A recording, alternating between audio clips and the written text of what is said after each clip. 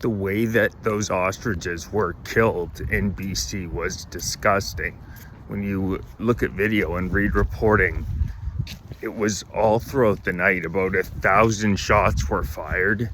And then when the sun came up first thing in the morning, they started hearing shots again. So some of them, a small percentage of them, were still in agony, still alive.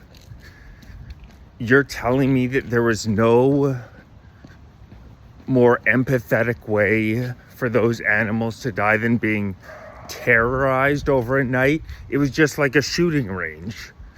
They rounded them up into a pen. They scared them all into a pen.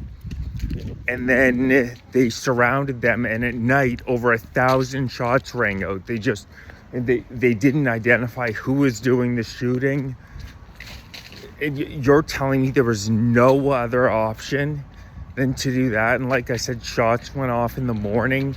They'd been in agony all night.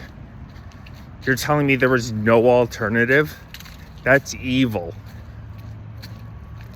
And the way the police officers have acted in aggravated ways, some of the footage is crazy.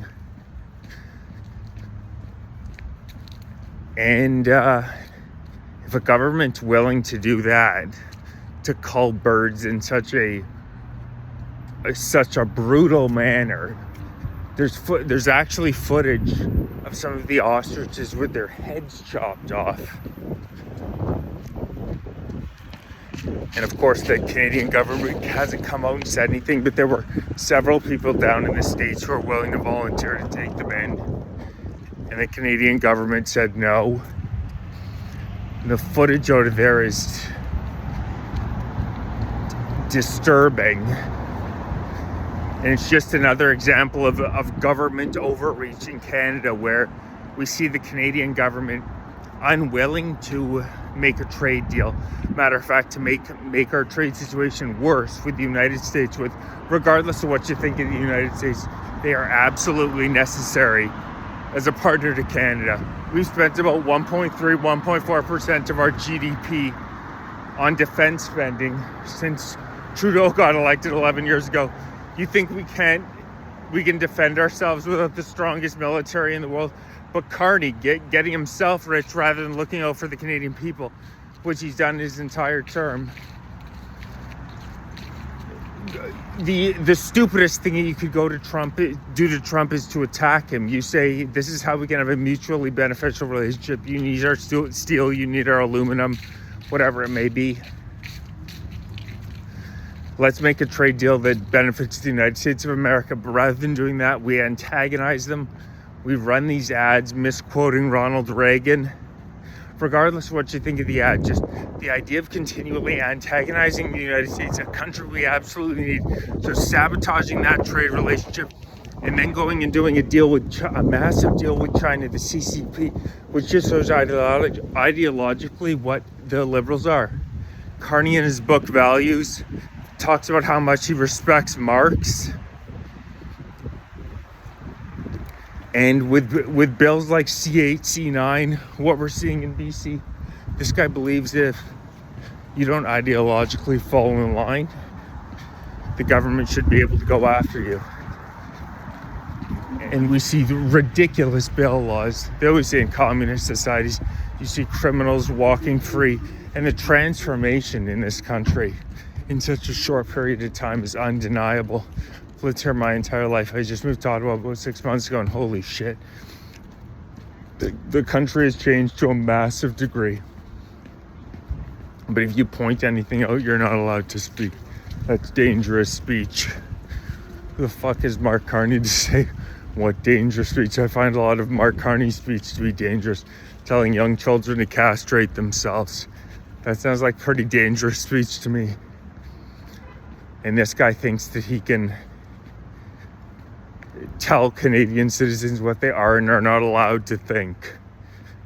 It's insanity, but that's what communists always believe. It always winds up in violence. And these people are commies, whether we're talking Carney, Starmer, Macron.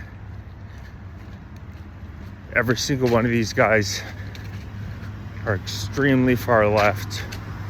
mass immigration. Countries have transformed like you'd never believe, but of course they don't in their neighborhoods. I'm sure that Mark Carney's neighborhood doesn't have very much open crack smoking.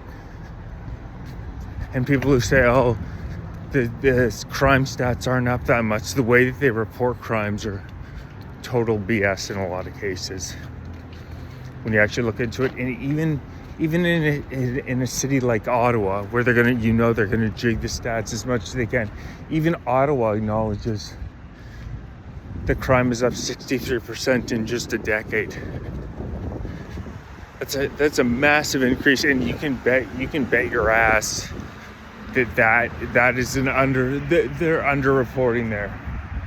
You know what I mean? I would bet anything that the number is closer. I don't know, to 120%. You just walk around and the country is transformed. And then they say, if you think that immigration is the cause for that, you're not allowed to speak. It doesn't make very much sense to me. Who the hell is Mark Carney and these freaks like Anita Non, Dominic LeBlanc, Sean Fraser to tell us what we are and are not allowed to think? Yeah, so I want to add some weight to my criticism, which is why I founded the Fight for Canada party. You can register. I actually think I'm at the minimum number of registrations, which is great, but I probably need a few over 250. So please hit that register here button. Like, share, subscribe, join, become a member. Really appreciate everybody who supports. We need to keep speaking up about what's going on in Canada.